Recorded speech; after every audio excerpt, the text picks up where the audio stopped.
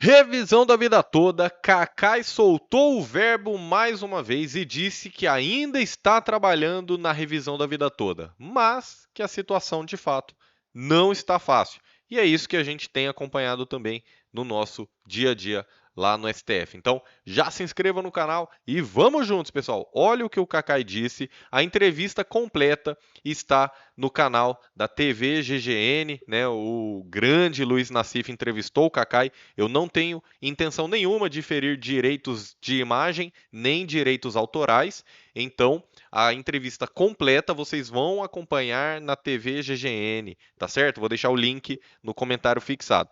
Agora, o que que a gente, só vou puxar só uma fala aqui da revisão da vida toda para você poder acompanhar comigo e a gente vai fazer os comentários. Eu vou mostrar na tela o que que a gente já tem de concreto. Ô, Kakai, o pessoal aqui sempre está pedindo a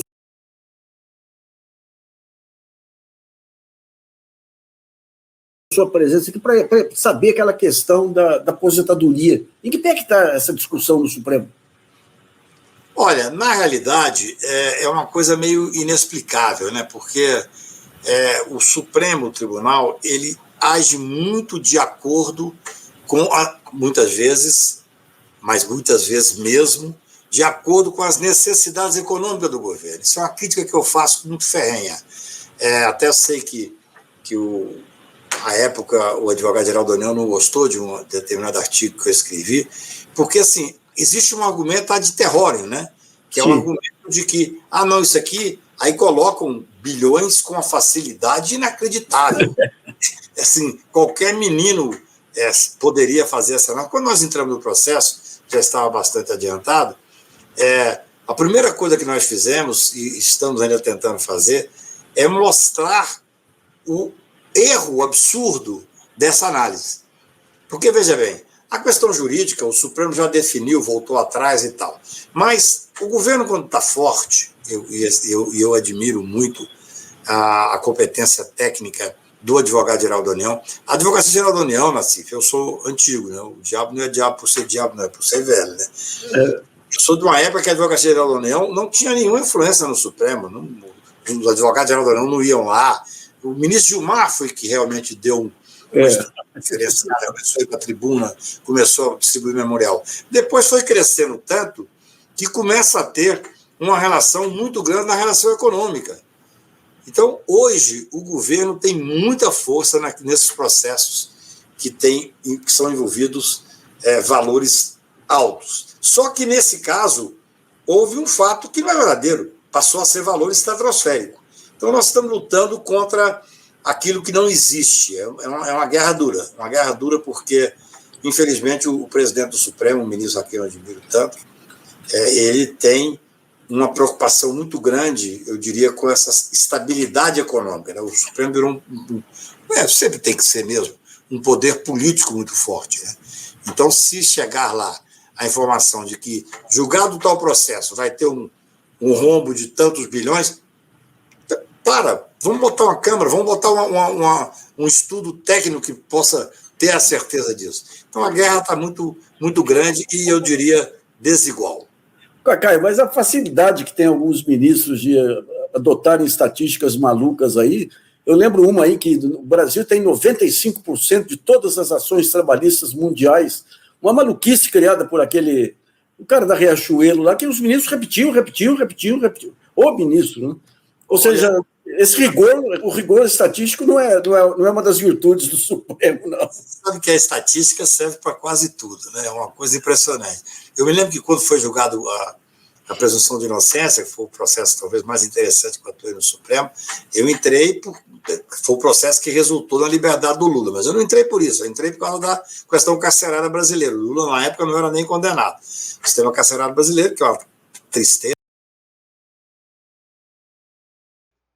Beleza. A entrevista completa vocês vão assistir na TV GGN. Agora, quais apontamentos a gente tem a fazer aqui? Primeiro, que ainda está trabalhando nesse sentido. Ainda está trabalhando na revisão da vida toda para principalmente mostrar os números verdadeiros. Eu acho que já não é surpresa para ninguém que no campo jurídico já vencemos o processo. Não temos dúvidas em relação a isso, né? Foi para o campo político e campo econômico. Quais os aspectos que o STF tem que analisar em um processo com repercussão geral? Em tese, você deveria imaginar, poxa, só o jurídico, ou tem direito ou não tem direito. E se tem direito, então paguem os aposentados, né? Pois é, a própria lei traz que quando o STF vai analisar a repercussão geral, o STF também vai analisar os outros aspectos, né, econômicos, políticos, consequências sociais e fiscais. Ao meu ver, todos os aspectos são favoráveis ao pedido dos aposentados. O que não é favorável são esses números exorbitantes que a AGU apresentou. Isso aí, vai me desculpar, mas não tem cabimento. Por quê? Do ponto de vista jurídico, a gente já entendeu que os aposentados ganharam o processo. Né? Dentro das 4 linhas, os aposentados já ganharam o processo, isso não tem dúvidas. Tá. Do ponto de vista social, você acha que é bom ou ruim para a sociedade como um todo que os aposentados recebam os seus direitos sobre aquilo que contribuíram ao longo de décadas? Poxa, me parece óbvio que é positivo para a sociedade que os aposentados recebam os seus direitos. Ora, primeiro, por uma questão de justiça propriamente dita, para todos vocês aposentados que são diretamente afetados pela revisão da vida toda. O segundo ponto é a questão da segurança jurídica, não só para você, que é aposentado atual, mas também para toda a sociedade que contribui para o sistema da Previdência. Ora, se a gente sabe que a Previdência é uma pirâmide, e não tem outro nome, a Previdência é uma pirâmide que não tem como se sustentar nas regras atuais. Você contribui? Você acha que seu dinheiro está indo para a sua aposentadoria? Não, pessoal. Você contribui para pagar quem está aposentado hoje. Não é um sistema de capitalização, não é um sistema de poupança, é um sistema contributivo imediato. Então, quem está trabalhando hoje está pagando a aposentadoria de quem já se aposentou.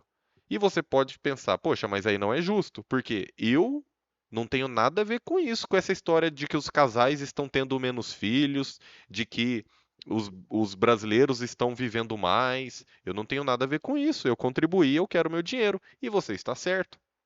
Você está certo. Tanto é que a lei te protegia. A lei trazia 2 regras, tanto a regra de 94 em diante, como a regra anterior a 94.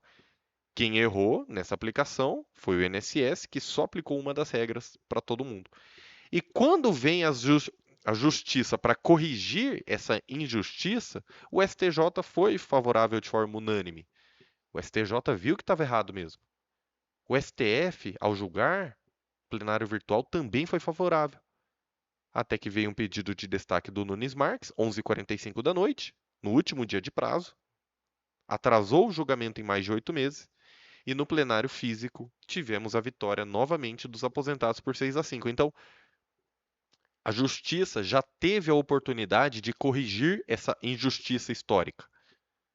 Você não está errado no seu pensamento, você está certo. Só que chegou a hora do recebimento, de definir como é que vai funcionar o recebimento, aí, como é que fica? Não. Aí o STF fala que você não vai ter direito ao recebimento. Por quê? Ordens, né? Né? Influência política, econômica, números da AGU. E como que a gente faz para combater essas falsas informações? Trazendo os números reais. E se o IEPREV fez o estudo com 3 economistas renomados e os estudos foram apresentados, eles devem ser analisados. E olha só o que já está no processo aqui, pessoal. Tem o pedido nos embargos, né, nesse recurso que será analisado pelo STF, para a intimação do Congresso Nacional para a emissão de parecer. Então, o Congresso Nacional foi quem fez a lei, né, tanto da regra de 94 em diante, como da regra anterior a 94. Então, intimar o Congresso Nacional para ele emitir um parecer e, quiçá, né, talvez, intervir no feito, na qualidade de amicus curiae, considerando a alteração da natureza normativa do artigo 3º, ou seja, flexível desde a sua origem, né, sempre pôde escolher a regra mais favorável, com caráter transitório, só que cuja aplicabilidade foi ratificada pelo plenário do STF no tema 1102. Então, no tema 1102, o STF confirmou que sim, o segurado pode escolher a regra que lhe for mais vantajosa, ou seja, é a regra de transição, julho de 94 em diante, ou é regra geral para todo mundo, regra anterior, inclusive a 94? Ué, o STF já decidiu. Só que depois o próprio STF limitou a aplicação dessa lei. Mas quem que tem o poder de fazer leis, pessoal? É o poder legislativo. E o STF é o quê? É poder judiciário, tem que julgar e aplicar. Quem faz leis é o poder legislativo. Por isso que tem intimação do Congresso Nacional para comparecer aqui. Aí agora, se os políticos vão apoiar os aposentados ou não, aí a gente tem que ver e cobrar dos políticos, né? Além disso, temos o pedido da notificação do CNJ, Conselho Nacional de Justiça, para, por meio do seu representante, apresentar o número de ações classificadas sobre o tema 1102. Por quê? Porque aí com números, aí a gente consegue ver quantos processos da revisão da vida toda tem, o valor da causa desses processos. E eu tô aqui, pessoal, eu fiz uma entrevista recentemente com meu irmão, ele é servidor público do STJ há mais de 30 anos. Vocês acompanharam? Vocês assistiram? Se não assistiram, recomendo, tá ali na capa, né? Porque a demora nos processos.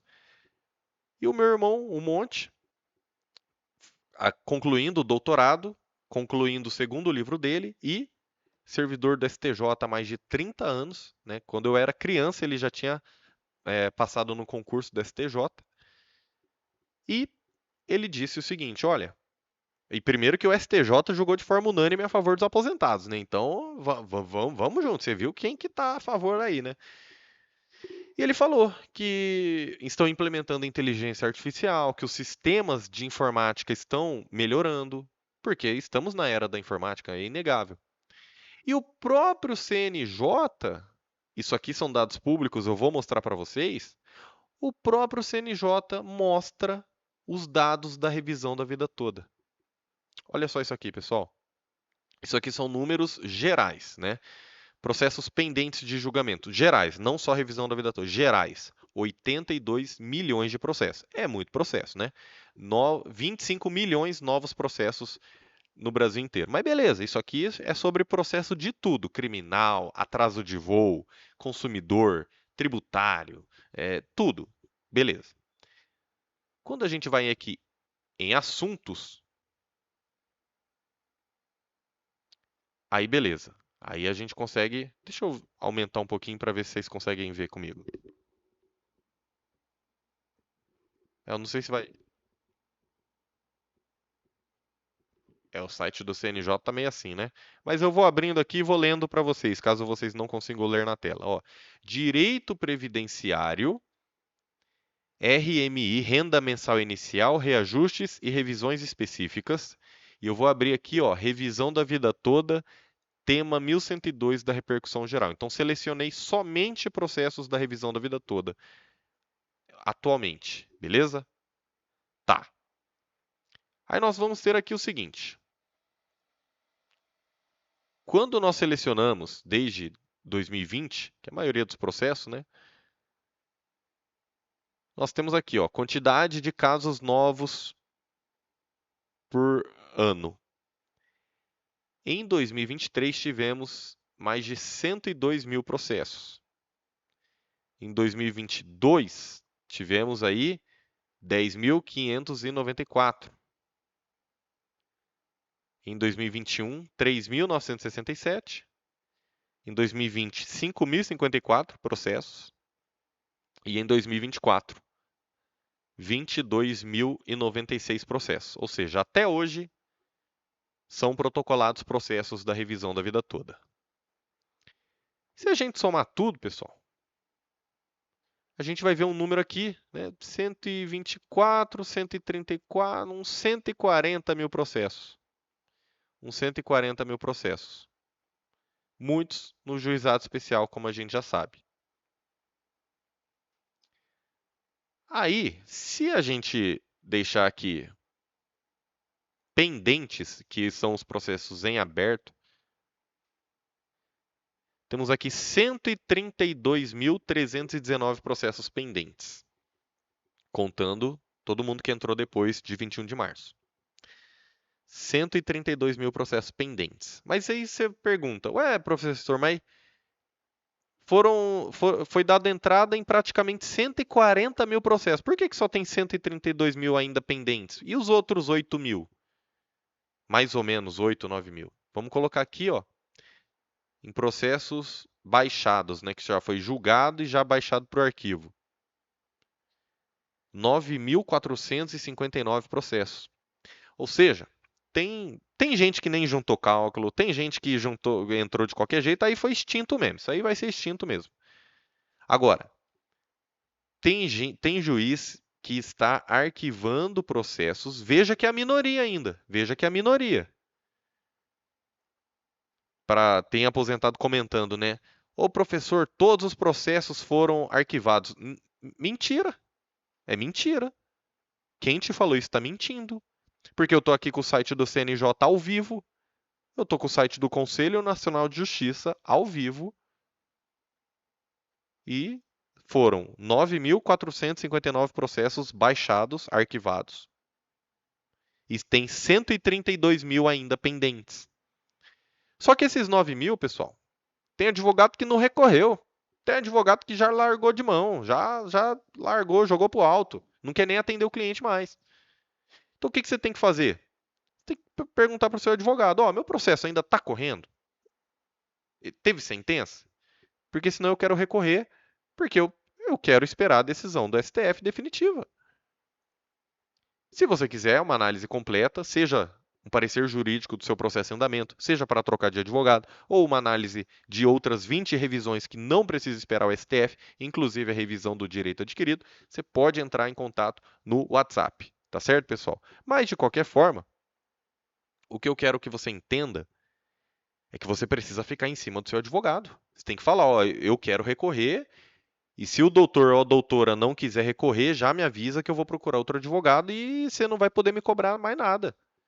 Porque se você não quer recorrer, você contratou o seu advogado para ele te representar até o final.